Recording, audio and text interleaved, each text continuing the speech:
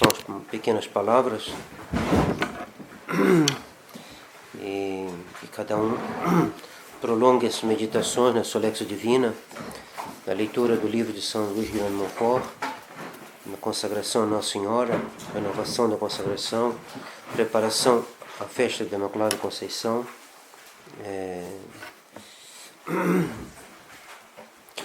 Então, justificação. O grande problema da justificação está ligado ao mistério da predestinação e da glorificação. Então, é a terceira parte, né? A terceira parte, como passar de um para o outro. E passar de um para o outro, né? Passar do estado de pecado ao estado de santidade, é justamente que é a justificação. Então, quem está chegando agora... Então, na terceira parte, a última parte do retiro, que é como passar do estado de pecado para o estado de santidade. Essa passagem chama-se justificação. Então, é um problema ligado ao mistério da predestinação e da glorificação. Importância. Esse mistério se conecta também com o do apostolado, da vocação dos infiéis à luz do Cristo. Julgue quem puder, de Santo Agostinho, qual das duas coisas é maior, se criar os anjos justos ou de justificar os ímpios. Certamente, para realizar as duas coisas, é necessário uma igual potência, mas para a segunda é preciso uma maior misericórdia.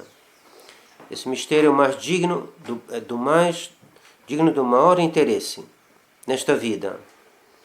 Ele é o mais dramático, digamos, o mais trágico, pois se trata para todos os homens vivendo neste mundo e para nós, em primeiro lugar, da sorte que nos será reservada eternamente. Trata-se também desse drama interior para cada um de nós. Drama de amor, drama de união com Deus. Trata-se de saber se é o egoísmo ou a caridade que vai levar a melhor em nós. Então,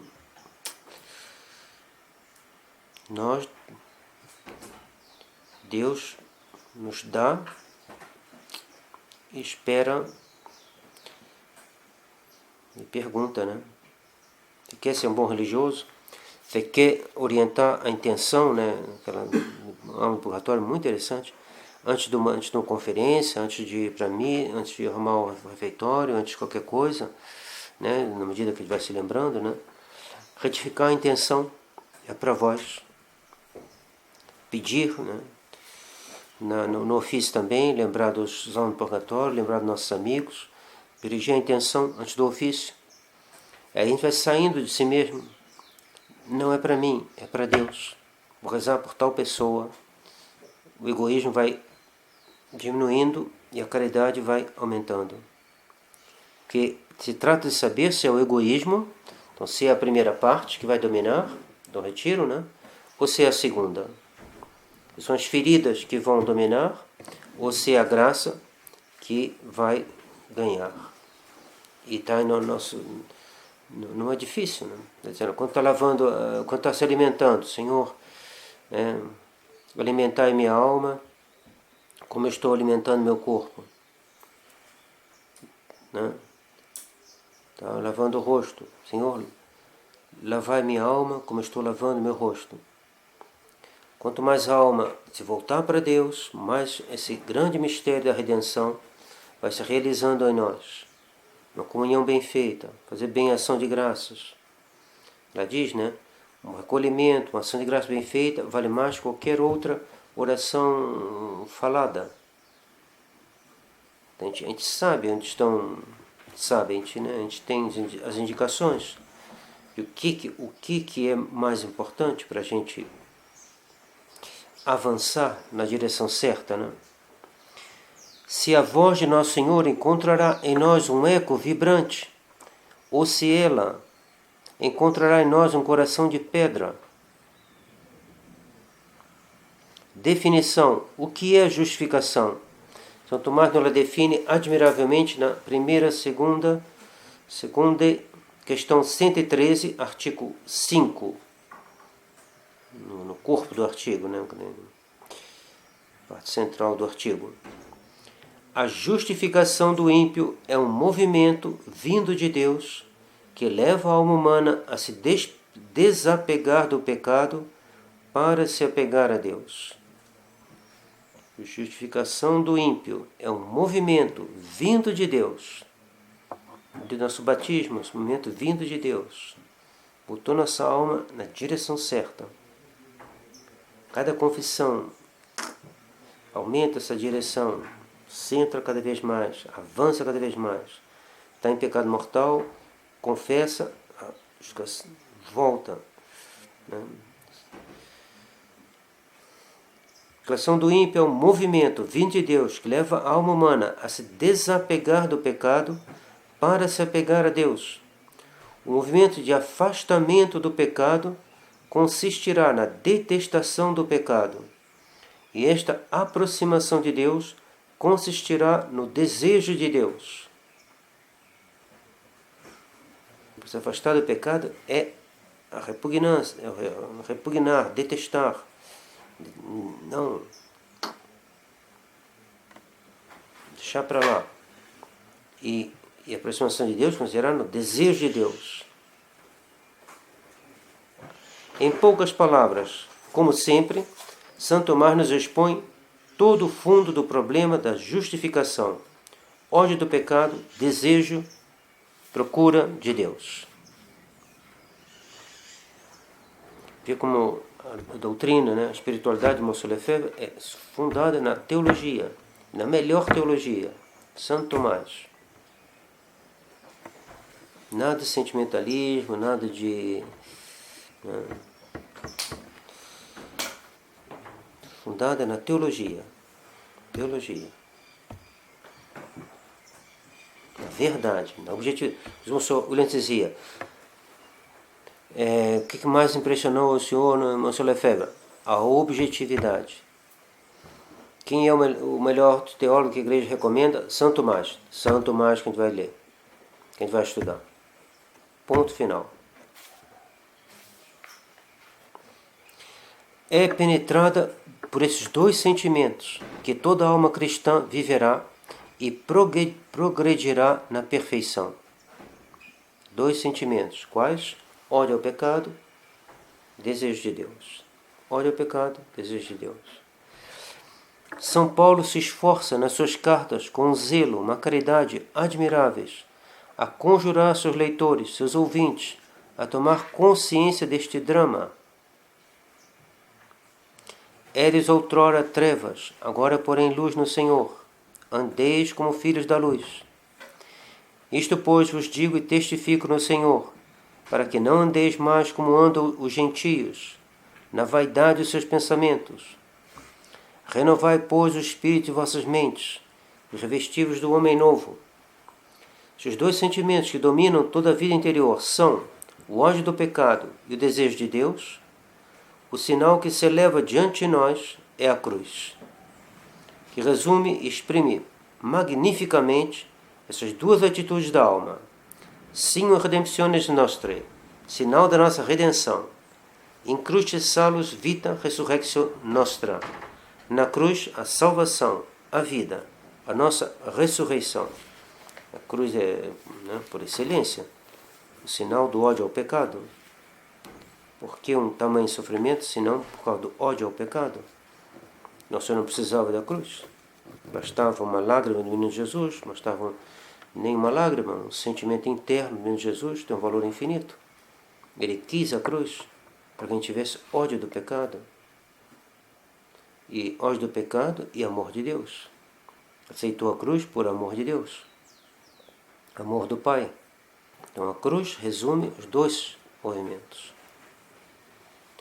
E enquanto que o ideal que nós temos que realizar, nós consideramos as virtudes e os dons, nós devemos reproduzir em nós. A gente viu na segunda parte, virtudes e dons, que onde está a perfeição da prudência. A gente vimos lá, memória, tal, conselho, depois juízo, depois a decisão, a intimação, tá? Muito bem. justiça, o que é justiça, tal, ver os direitos de Deus, da religião, os direitos do próximo, na caridade, né? Caridade está em tudo, né? Mas caridade e justiça vão juntas. A gente viu isso também. Hoje vimos a força, vimos a temperança. Mas como é que eu vou realizar tudo isso? Como é que eu vou ter os mesmos sentimentos que se encontram no Cristo Jesus? Como é que eu vou chegar a esse ideal? Pois bem é necessário procurá-lo na cruz. Vida monástica é uma cruz. Mas essa cruz não é desprovida de graças de ânimo. A cruz dá ânimo, que ela é fonte de graça. Para chegar a este ideal que é nosso Senhor Jesus Cristo, nos é necessário procurá-lo na cruz. No início da segunda parte, a gente viu o Cristo, o homem perfeito. Então, esse que é o ideal, o homem perfeito. O Senhor que tem todas as virtudes que nós temos, ele teve também. Ele não teve dificuldades que nós temos, mas ele teve as virtudes que ele infundiu na nossa alma. Temperança no comer, força, justiça, prudência. Ele teve as virtudes, mesmas virtudes. Ele tem uma inteligência, uma memória, tem tudo isso. Então, ele é o ideal. E para chegar a esse ideal é necessário procurá-lo na cruz. Jesus crucificado, eis ao mesmo tempo a fonte de nossa justificação e o modelo. Fonte e modelo. Fonte que pela cruz que ele nos mereceu, a justificação e modelo. O velho homem foi crucificado com ele, para que o corpo de pecado fosse destruído e para que nós não sejamos mais escravos do pecado. O velho homem foi crucificado. Aonde? Na cruz, é claro. Para quê? Para que não sejamos mais escravos do pecado. Então a cruz, ela é anunciadora de boas notícias. Agora, pois, no Cristo Jesus, vós que outrora estáveis longe, tornastes próximos no sangue de Cristo. Estava longe, agora está próximo. Como? Como ficou próximo? No sangue de Cristo. Na cruz. Longe de mim gloriar-me, senão na cruz de nosso Senhor, de São Paulo. De nosso Senhor Jesus Cristo, por quem o mundo está crucificado para mim e eu para o mundo.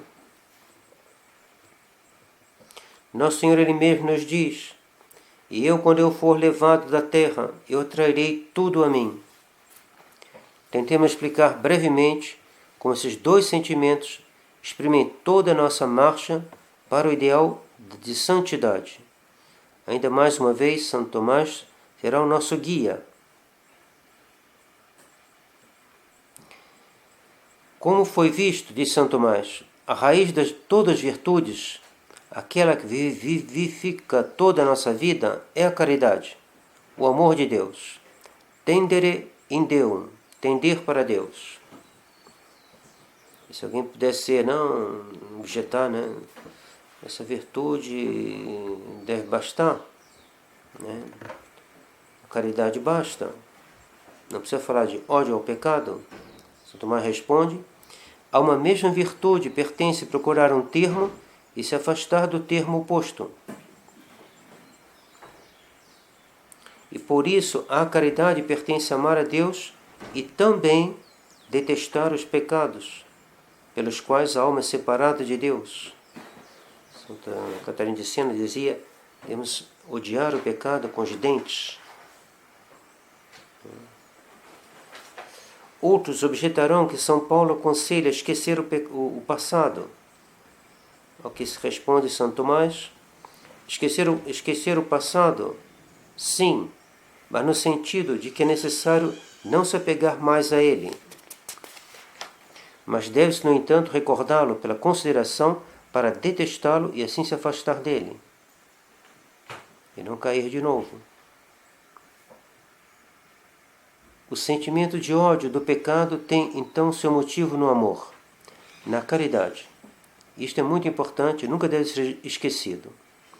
O sentimento de ódio ao pecado tem seu motivo no amor. Então não ficar odiando o pecado com, assim, sem caridade, né? E ficar assim, né? quase blasfemando. Não é isso. O ódio ao pecado tem seu motivo na caridade. O Francisco Soares dizia, né? Falava com ele mesmo. Ah, minha pobre alma, eis de novo no chão. De novo, minha pobre alma. Vamos, alma, levantemos. Paciência. Vamos à fonte da graça, que é nosso Senhor. Então, é a caridade para consigo também, caridade que é o motivo do ódio ao pecado. O Evangelho não nos fala jamais de remissão dos pecados, sem acrescentar que a vida que é a causa desta remissão é a vida do Espírito Santo, a vida da graça. É a vida da graça que nos faz vencer o pecado. E não o Senhor Edir Macedo. Caríssimos, purifiquemos de toda mancha da carne e do espírito, realizando nossa santificação no temor de Deus. Coríntios 2, 7. Segundo aos Coríntios, capítulo 7, versículo 1. Penso que é isso. Caríssimos, purifiquemos de toda mancha da carne e do espírito, realizando nossa santificação no temor de Deus. Se nosso Senhor convida a penitência, é em vista da vida. Façamos penitência, lemos São Mateus, pois se aproxima o reino dos céus. A penitência é para a caridade, para a vida eterna, para a vida. Não queira a morte do pecador, mas antes se converta e viva. Não há mais neste mundo amor sem penitência, sem compunção. Não há mais amor sem a cruz, para todos. Para todos. Pois Jesus, que é amor, foi pregado na cruz. Ele a escolheu, ele a amou, porque ela era o meio de reconciliação, da reunião do homem com Deus. Há ainda em nós uma profunda desordem, que não se pode restabelecer senão pelo espírito de compunção e de penitência. Se não fizerdes penitência, todos vós igualmente perecereis. São Lucas 13, 5. Sua expressão está na cruz. A cruz, nosso sinal, nosso distintivo, na qual estão reunidas duas realidades, penitência e amor. Aquele que desejasse separá-las, essas duas realidades, desejaria retirar Jesus da cruz. Que querem os protestantes, né? Pelo menos grande parte deles, se não todos, não sei. Retirar Jesus da cruz, ou esquecer que Jesus crucificado foi e é por amor. Oblatus est quia ipse voluit. Ele se ofereceu porque ele quis.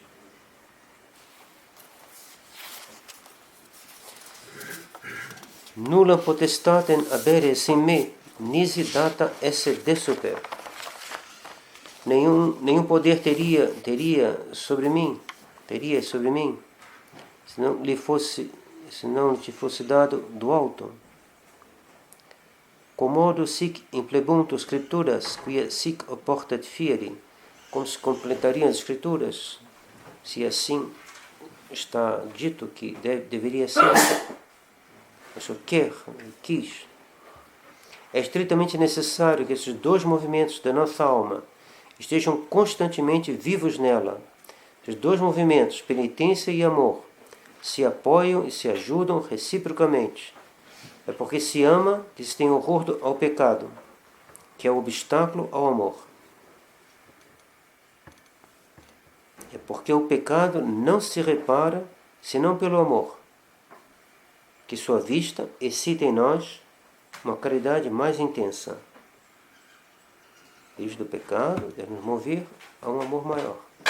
Que a vista do pecado, odiando o pecado, como aquela alma, apareceu para eu falar, eu vou te atormentar, mas isso vai ser bom para você. Atormentar, porque você fica realmente com muito medo a outra.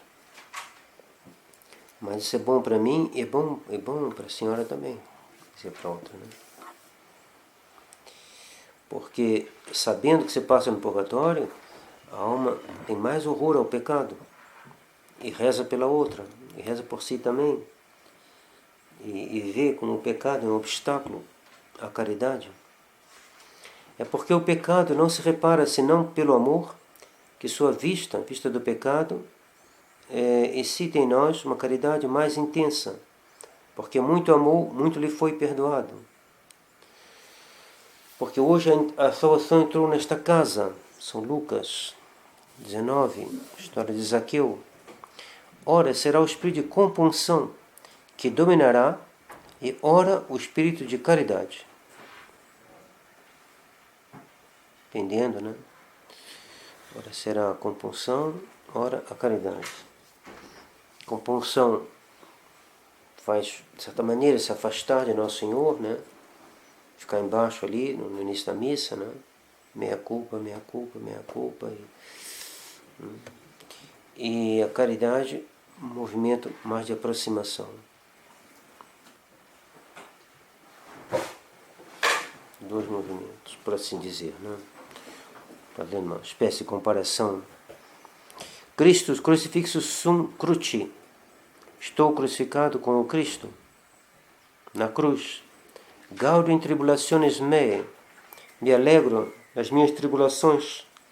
Caritas urget me. A caridade me compele. Cúpio dissolve esse com Cristo. Desejo ser dissolvido, morrer e estar com Cristo. Espírito de penitência. Isso que deve ser a base de toda a espiritualidade. As diferentes espiritualidades terão por característica se apoiar sobre um ou outro aspecto, penitência ou amor. Mas a base é a mesma, tem que ter os dois. Numa mesma vida, há momentos em que a sede de penitência domina, há outros em que a angústia de possuir um amor mais sobrenatural, mais profundo, é que vai dominar. Cuidado para não sermos por demais absolutos. Achar que tem que dominar uma coisa, não. Cuidado, equilíbrio. Sejamos cristãos, católicos e romanos. Olha sempre a Igreja de Roma. Não para os liberais que estão em Roma, mas para a Roma eterna. Roma tem o equilíbrio. Roma é o centro da catolicidade. Nos sensum Christi habemus. Nós temos o senso do Cristo, a inteligência do Cristo. A Igreja tem o senso do Cristo mais do que ninguém.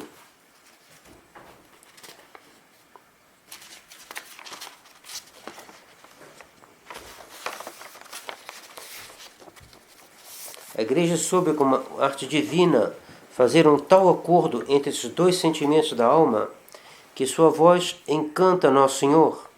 A liturgia, nas suas orações, nos seus sacramentos, o sacrifício da missa. Por isso que quando Dom João da Cruz perguntou, São Lefebvre, como é que o senhor faz oração? Falou, com o missal e o breviário. Por quê? Porque ali se encontra uma... O São Lefebvre tinha esse dom de, nas coisas simples, encontrar um alimento sublime. E a gente vai procurar uma coisa bem complicada, e ele dizia, mas está aqui. Uma vez, depois de uma cerimônia lá de ordenação, tinha durado 4 horas, bem grande, a oração deu. Aí veio um irmão lá do mosteiro, pedia ele para rezar pela mãe dele, uma coisa assim. Ele falou, mas não fizemos outra coisa nessa manhã inteira. Então, aproveitar, né? Completa-se a oração da noite, É bom fazer uma pequena oração também, mas não se dá conta, né? Completa é a oração da noite. A melhor oração que a gente tem para fazer é na missa. A melhor intenções que a gente tem para botar é na missa, é nos ofícios. Assiste a missa que nem assim, né? Pensando em nada. Quando termina a missa, vou rezar pela minha mãe. Não, reza durante a missa para sua mãe. Estou esperando a missa terminar, estou angustiado, por quê? Porque quando a missa terminar, vou rezar pela minha mãe. Não. Reza para sua mãe durante a missa, muito melhor. Então, a voz da igreja, nas suas orações, nos seus sacramentos, no serviço da missa, ela conjuga penitência e amor. De uma maneira perfeita. Perfeita.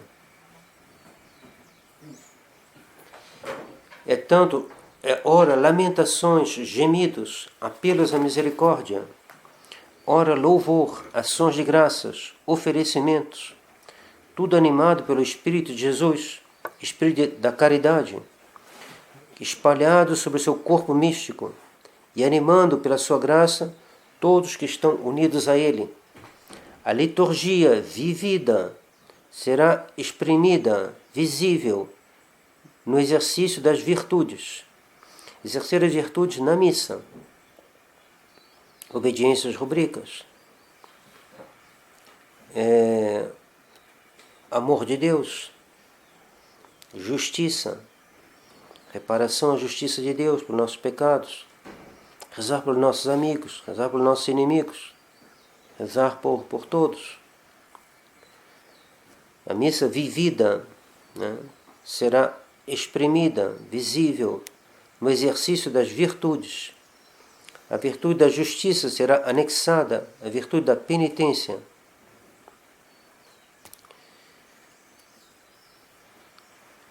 Antes de penetrar mais adiante na vida, a perfeição de estudar os instrumentos, que são a liturgia, com todos os seus atos que ela encerra, em particular a Santa Missa, e o exercício das virtudes para chegar à aquisição sempre mais perfeita, nos será muito salutar de nos estender particularmente sobre o espírito de penitência, ou sobre o espírito de compunção, que ela deve realizar em nós, pois é essa atitude nova que veio no mundo depois do pecado, porque ela não existia primitivamente em Adão e Eva, não havia o espírito de compunção, e também o espírito de desejo. Vou olhar um pouquinho melhor, compunção e desejo.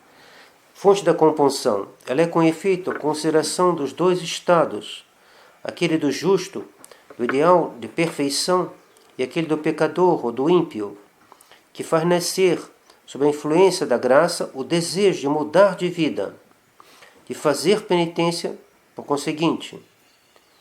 Materia justi dolores et interne compunctiones sunt peccata e vicia nostra. A matéria da justa dor e da compunção interna são os pecados nossos pecados e nossos vícios. Quibus ita involuti iascemur ut raro celestis contemplare valemos. Da imitação de Cristo. Pelo qual nós estamos dominados e assim raras vezes conseguimos contemplar as coisas do céu. Então a gente fica compungido disso. Meu Deus, como eu estou longe do que eu devia ser. Além disso, a consideração da cruz, do crucifixo, deve nos provocar, fazer brotar em nós graças de conversão. O primeiro ato da penitência, diz São Tomás, é obra de Deus, inclinando o coração a se converter. Deus toca a alma, eu vou entrar no mosteiro, então eu vou fazer um retiro, eu vou me confessar. É uma graça de Deus. Penitência interior, pela qual alguém se dói dos pecados cometidos. E tal penitência deve durar até o fim da vida. Sempre enem debet homini displicere quod peccavit. O homem sempre deve lamentar ter pecado. Pecar passa, ter pecado não passa. Sofrer passa, ter sofrido não passa. Então, eu devo ficar sempre triste de ter pecado.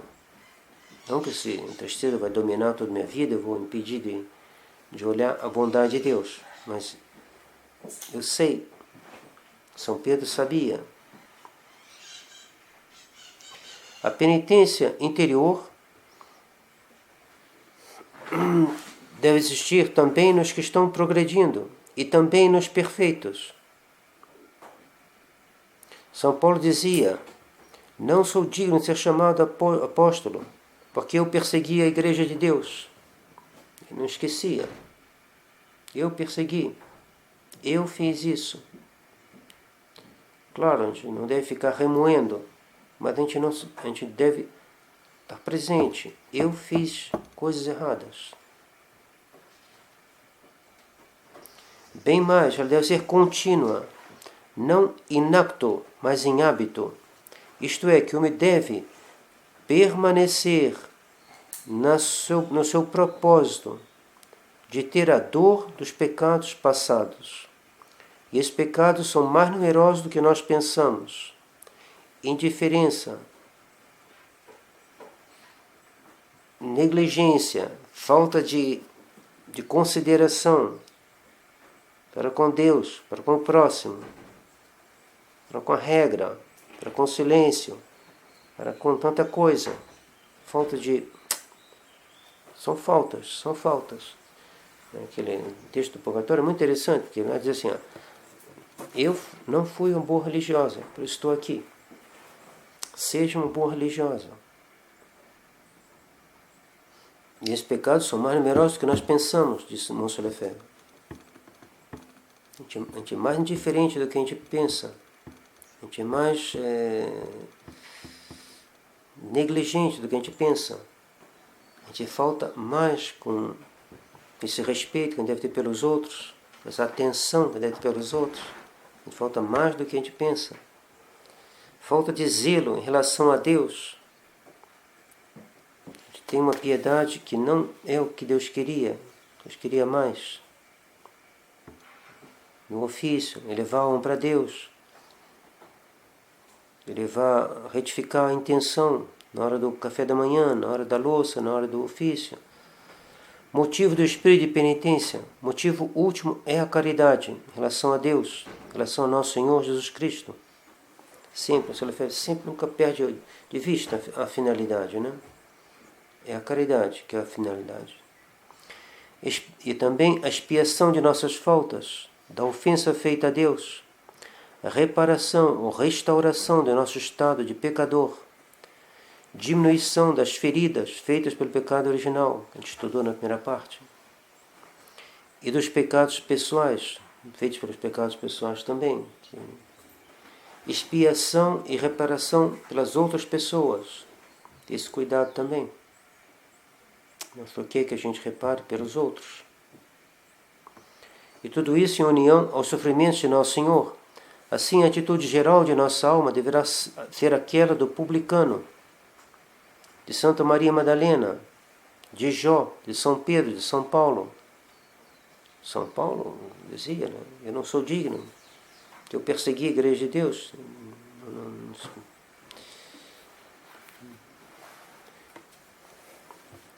Cor contrito net humiliatum. Coração contrito e humilhado. Atitude não de simples aparência externa, mas profundamente sincera. Naturalmente virão aos lábios as palavras dos santos. Miserere mei, do santo rei Davi, quia homo peccator sum, tem piedade de mim, que eu sou um homem pecador. Santa Bernadette morrendo, né? Santa Mãe de Deus, tem piedade de mim, pecadora, e morrendo.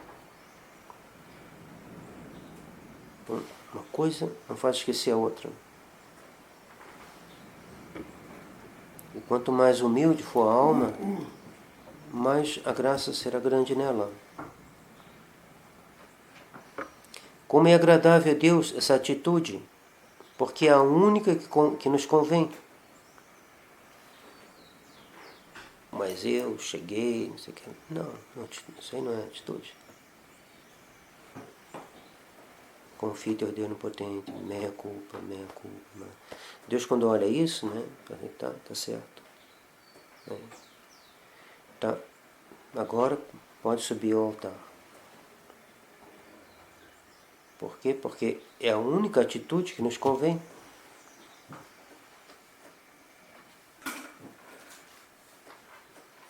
Eu, publicando lá no fundo da igreja, não ousava levantar os olhos, batia no peito e dizia: Senhor, tenha piedade de mim, que eu sou um pecador. Voltou para casa justificado. O fariseu que foi lá para frente, não ajoelhou, não sei como é que era lá, né? Mas digamos, ficou lá na frente, de pé, ainda falando mal do outro que estava lá atrás, então, olhando para trás, todo prosa, não foi justificado. E provavelmente era verdade o que ele disse. Pago o dízimo, faço isso, jejuo, faço uma opção de coisa. Deus olhou e falou assim: não, essa atitude não me agrada. Mas eu sou um fariseu, eu sei a lei, eu estudei isso aqui, sei lá, eu sou beneditino, eu já estou aqui, eu sou não. Prefiro o outro lá. Porque o outro está humilde e o Senhor não está.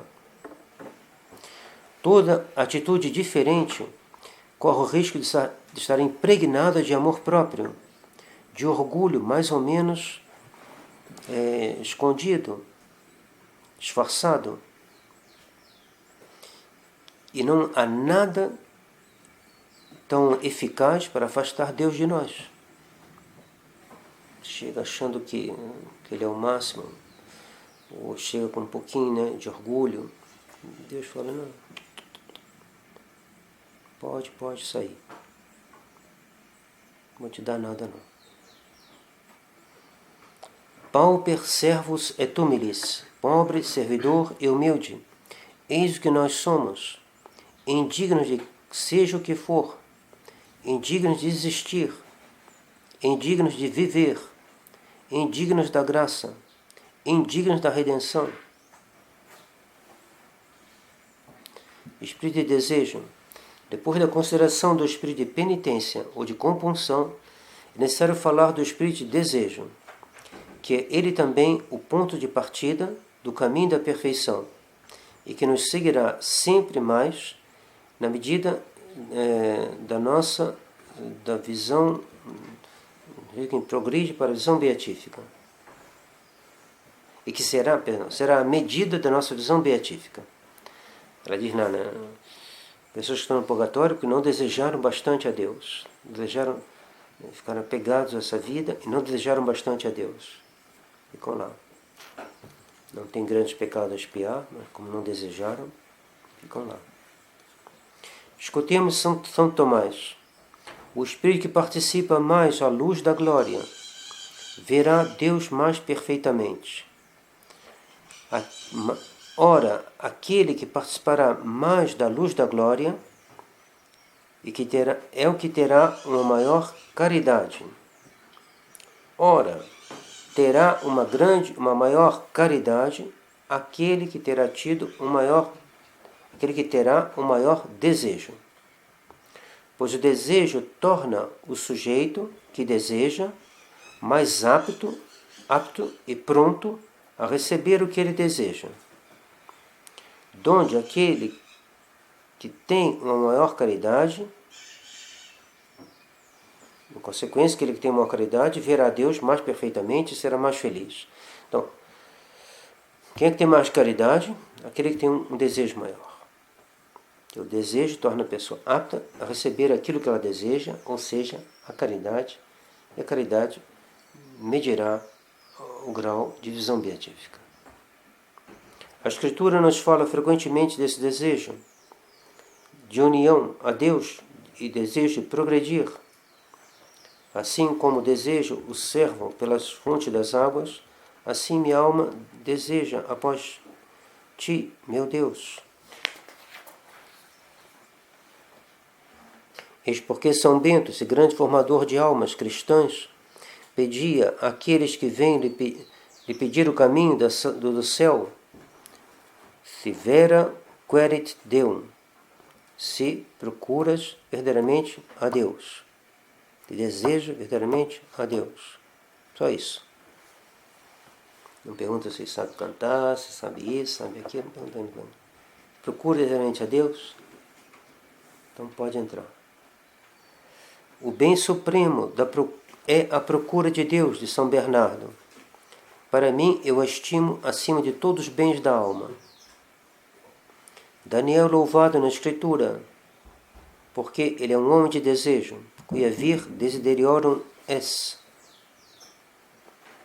É certamente uma grande graça que esse desejo, que é ao mesmo tempo o sinal da conversão de uma alma, corrigiu, né? No começo da cura e é o sinal do começo da sua cura. Filho pródigo, né? Entrou em si mesmo e falou: voltarei à casa de meu pai. É o começo da cura, começo do retorno ao estado normal, que é de se unir a Deus. Alguns têm um medo instintivo, irrefletido da perfeição.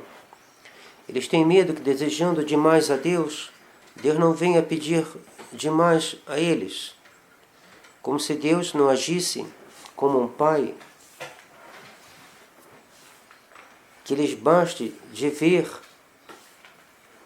que acolhimento nosso Senhor reservou ao filho pródigo, a mulher adúltera, a Santa Maria Madalena. Este temor de perturbar nossos confortos, né? Nosso conforto, de dever se abandonar a Deus totalmente,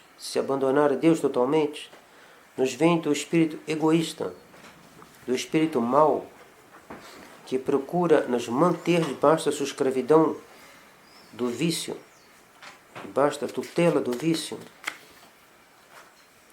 Ah não, se eu amar a Deus, a minha vida vai ficar impossível. Deus lá, eu cá. Vou visitar ele uma vez por semana, mas não quero ficar lá não. Porque porque Deus vai me pedir coisas, raciocínio completamente egoísta, né? E imprudente, sem sabedoria, que Deus é a fonte de todo bem. Ele quer encontrar um bem que ele quer procurar longe de Deus. Completamente sem sentido. Sejamos confiantes, tenhamos confiança em Deus. Sejamos de um radicalismo completo em relação a isso, né? Tem coisa que pode ser radical, sim, claro. Deus é Deus. Deus, a gente deve ter confiança em Deus de maneira radical. Radical. Deus tem a solução para os meus problemas. Não, meus problemas eu resolvo sozinho, e Deus eu vejo de vez em quando, mas meus problemas eu resolvo sozinho. Completamente louco.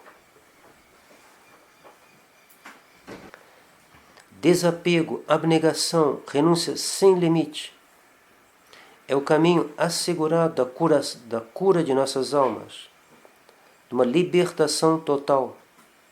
A teologia da libertação não liberta as almas. Instiga nela o desejo do ganho do bem alheio. A libertação verdadeira é Deus. Não é invasão de terra, mas é Deus. E se a alma não botar isso na cabeça, ela não vai encontrar o que ela está procurando.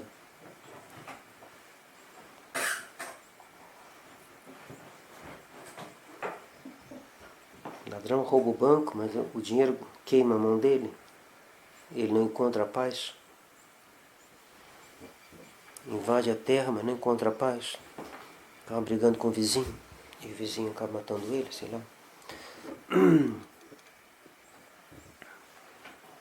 Nemo mittens manum suam ad aratrum, respiciens retro, aptus es regno Dei. Ninguém pondo a mão no arado e olha para trás é digno do reino de Deus.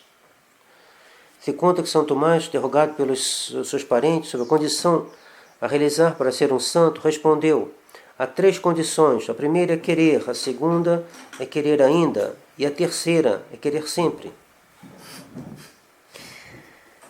E Santa Teresa d'Ávila dizia: é necessário abrir nossa alma a uma grande confiança. É necessário e nos é muito útil de não diminuir nosso desejo nos estreitos limites. Devemos crer ao contrário, que nos apoiando sobre Deus, nós poderemos, por constantes esforços sustentados pela sua graça, chegar com o tempo à perfeição a qual chegaram um grande número de santos. Se jamais nós não tivéssemos concebido grandes desejos, se pouco a pouco eles não tivessem vindo à execução, se os santos, eles não teriam subido a um estado tão elevado. Deus pede e ama as almas corajosas, a condição que elas sejam humildes e que elas não se confiam de maneira nenhuma nelas. Se aproximando de Deus, Deus vai me ocupar dos meus assuntos. Não sou de ser uma santa, né? Ocupe-se de mim, eu me ocuparei de ti. O problema que eu quero resolver sozinho, Deus vai resolver para mim. E aquela dificuldade que eu achava que ia encontrar aqui, se eu me aproximasse de Deus, Deus vai resolver esse problema. Os santos, a única pessoa realmente felizes nessa vida foram os santos. Os outros, infelizes. Felizes e viram que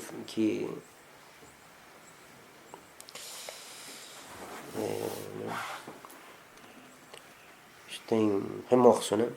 Infeliz e com remorso. Eu podia ter feito, eu podia ter confiado em Deus, não confiei. Eu pensei que era melhor ficar longe de Deus e agora estou vendo que eu errei. Ter grandes desejos e grandes esperanças. E se a gente é encarregado de dirigir almas, fazer nascer, desenvolver e entreter nelas esses mesmos desejos, essas mesmas esperanças. Eis o primeiro princípio da ciência espiritual. Última citação e está terminado.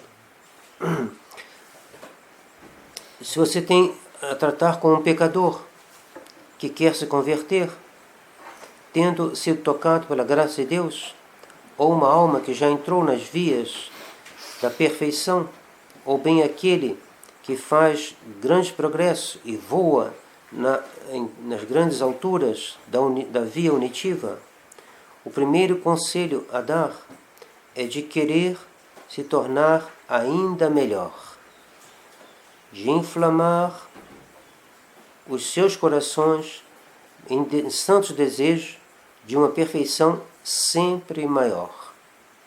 E São Bernardo, para dar o fecho, não é nem mesmo bom aquele que não quer ser melhor.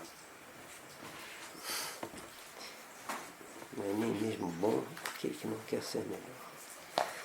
Então, com isso está terminado. Na missa diremos uma palavrinha rápida sobre Nossa Senhora, mas é sobretudo na leitura, né? Então, tinha até tempo, né? O que ele diz aqui é bem interessante, mas é muito comprido também. Mas saibam que o nosso Lefebvre tem coisa interessante para dizer, né? Perceberam? Então ele vê Nossa Senhora nas suas relações dentro da Trindade, nos dons que ela recebeu, nas disposições com qual ela recebeu, depois os benefícios que ela derrama sobre a Igreja, sobre os fiéis, sobre os pecadores, sua ação interna, sua ação externa.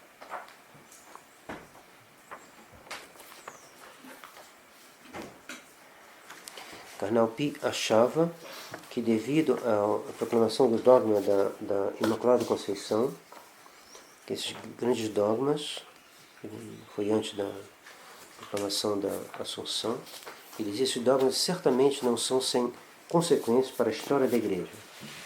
E certamente anunciam alguma coisa de grande que vai acontecer.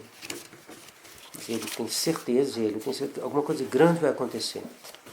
Porque a proclamação de um dogma, a elevação de Maria, isso não é sem consequências. Eu dizia, mesmo se o mal está fazendo progressos inauditos, há alguma coisa de extraordinário na ordem do bem que também está a caminho.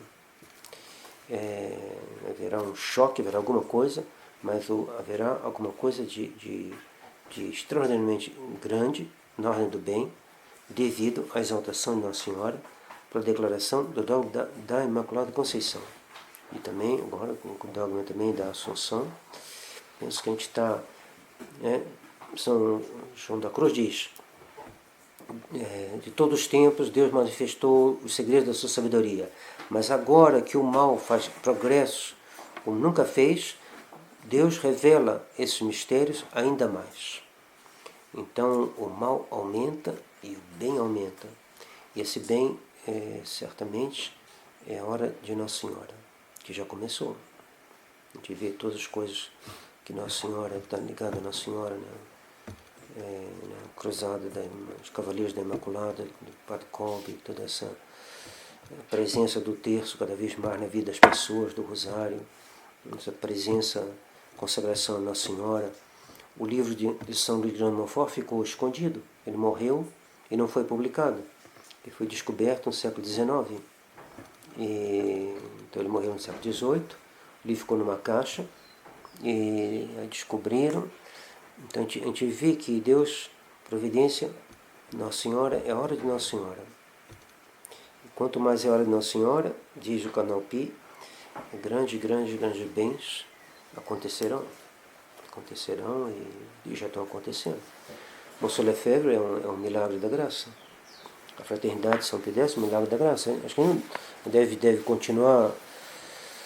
A Fraternidade está em maus lençóis, mas nós também estamos, então a gente não deve ficar muito... A gente deve rezar por ela, para ela não cair de todo, que o Monsenhor Tissier, mesmo o Monsenhor Galareta, a gente pode... que alguém faça alguma coisa, deve querer o bem, porque Nossa Senhora... Mas com ou sem a fraternidade, Deus... É a hora de Nossa Senhora. Os capuchinhos estão entrando na luta, né? Então os capuchinhos entram, a partida se resolve. Não é só os capuchinhos, não. Mas digamos, não desanimar, a vitória é nossa. A vitória é nossa, mesmo se o momento é difícil, né? Quando o Marechal Pétain foi chamado para dirigir uma situação extremamente difícil na Primeira Guerra Mundial, os alemães estavam para romper a linha francesa e marchar sobre Paris. Aí estava uma situação terrível, aí chamaram ele era muito metódico, muito bom com os soldados também, não queria perder soldados inutilmente. Então ele deu umas ordens, e deu uma ordem do dia, né? Uma palavrinha assim de ânimo, e que ficou famosa. Até hoje se repete, foi famosa. On les aura. Em português, não sei como traduzir. Nós os teremos. Eles não. A vitória é nossa. Então a gente pode dizer, a vitória é nossa. A vitória é nossa, Nossa Senhora está do nosso lado, a vitória é nossa. Se tem um pouquinho de dificuldade para passar, é só um momento, né? Que nem na operação, na hora de arrancar um dente, um momento a passar, um pouquinho difícil, mas o resultado, a vitória é nossa. A vitória de quem está com Nossa Senhora. Então agora eu vou dar a bênção, a reza pela intenção do Grande Pontífice, e vocês poderão ganhar uma indulgência plenária, que se não for plenária, ela é parcial, mas é uma boa, uma grande indulgência.